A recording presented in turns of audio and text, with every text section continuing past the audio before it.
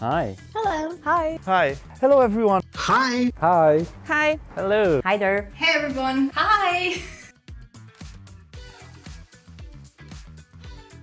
11 years. 2015. 5 years. 7 years. More or less 2 years. 2010. In 2011. More than 10 years. For around 9 years. Last year, January. Nearly 7 years, 2020.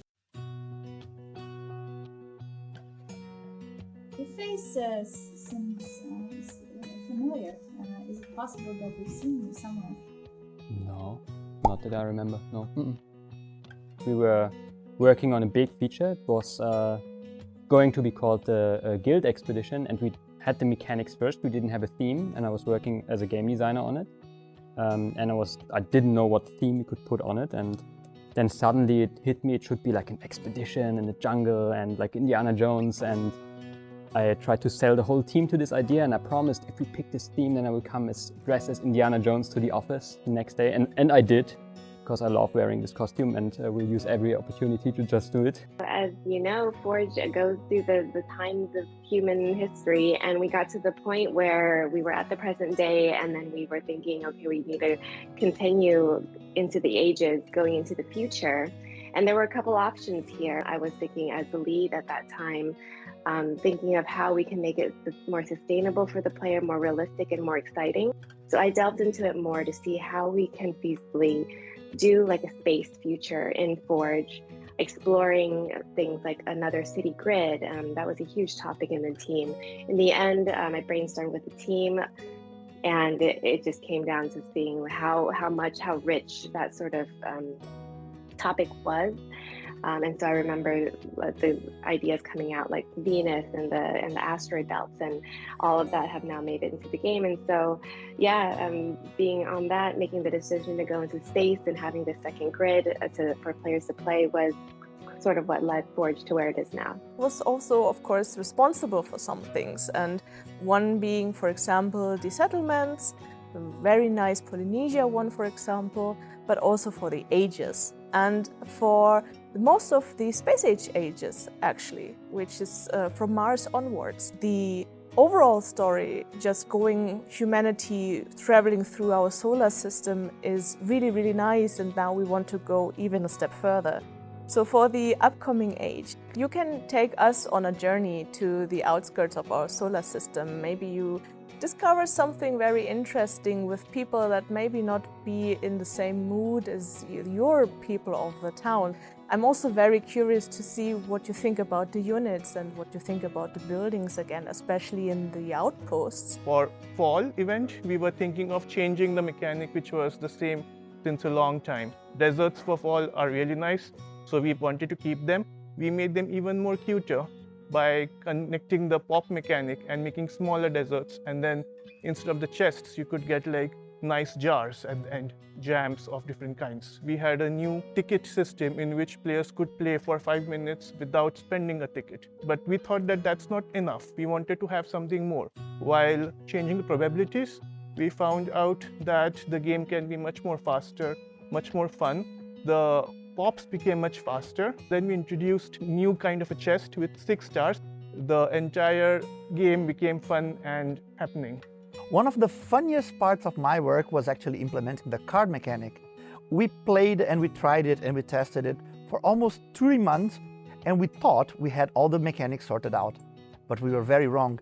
When we released it on beta and we started to interact with the community, check the behaviors and see how you guys played it, you surprised us a lot.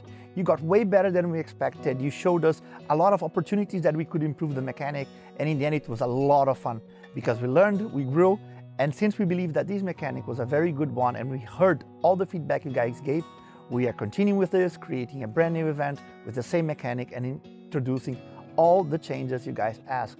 So make sure to have fun with our brand new event that is coming up soon.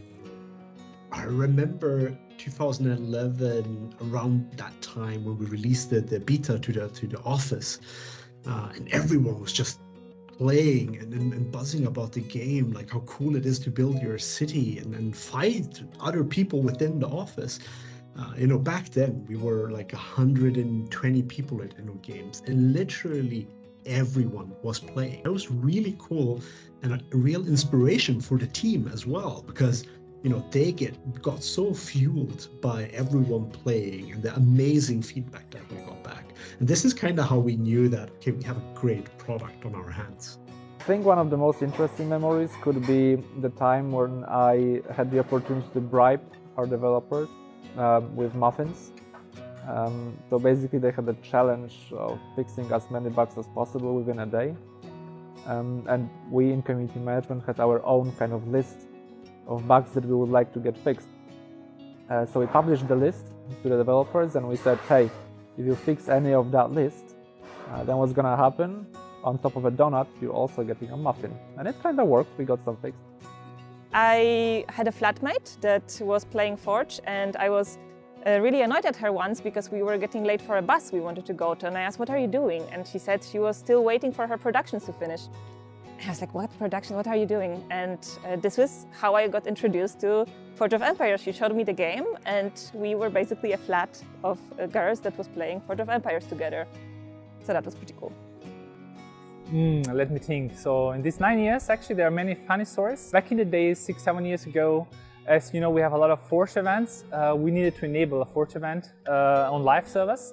But it turned out it was very close to the New Year, so in January somewhere. So I was the person doing this event, so I was enabling on our servers, and sadly I put the wrong year. And then the next day when I came to work, instead of playing the new event, I actually had to fix this. Luckily nowadays we have better tools, so we are preventing this kind of scenarios, so we have learned from our mistakes. There was a company-wide call to join a company competition. The idea of the competition was to as many colleagues as possible to get the first-hand user experience. So during the challenge, we of course had a list with goals we would like to achieve.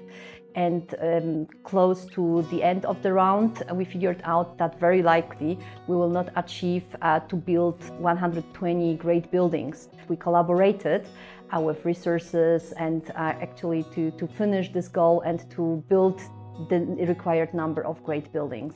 I loved the collaborative feeling. I liked a lot the commitment from the team, and the absolutely best side effect of the challenge, I kept playing Forge. I liked it so much, and I'm an active player till today.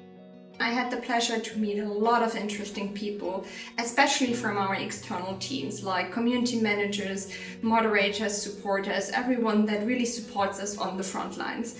And I met a lot of them during team meetings that we organize annually all across Europe, and it was always a very fun time meeting them, talking to them in person, and I met a lot of good friends this way as well. And it's always super amazing to see the passion and the engagement that they bring towards supporting us on Forge of Empires. So big thanks and shout out to you guys. My favorite project is probably the one that we are filming right now. When I joined Forge, we were starting home office, so I didn't have as many water cooler conversations as I wanted to. So I didn't know any of the stories that people shared today in this video, and it was really fun to learn more about the history of Forge and many other people that worked on it. So yeah, that was super fun, and I hope you're enjoying it too.